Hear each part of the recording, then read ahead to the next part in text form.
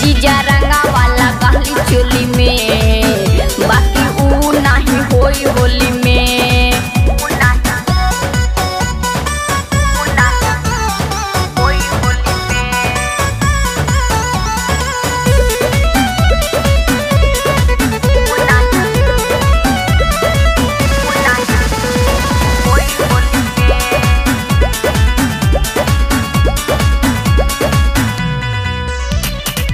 कहाँ लगाई रंग कहाँ गिराई हमरा न तनिको बुझाला हो।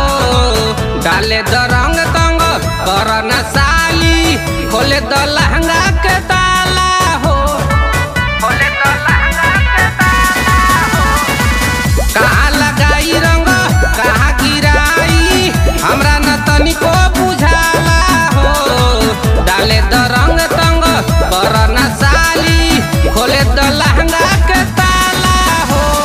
नाए जीजा होई जाई बड़े परेशानी, का रउआ चाहिले हम बुझतानी।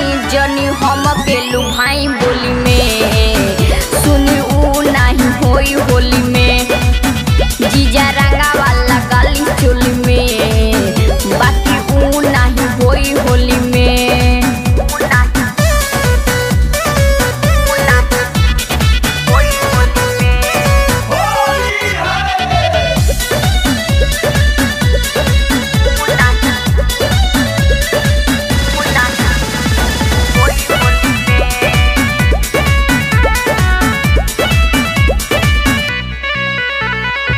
रहल न जाला रंगे द डाला, तबे नुमाजा भेटाई हो।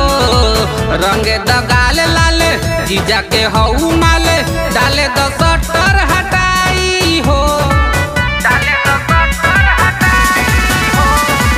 रहल न जाला रंगे द डाला, तबे नुमाजा भेटाई हो।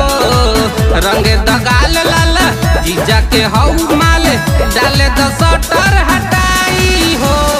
ठीक नहीं होई जीजा मुकेश माही, चिंटू जी कइले बानी अलगे तबाही। होई हाथ ना लगाई खोली में, सुनी ऊ नहीं होई होली में। जीजा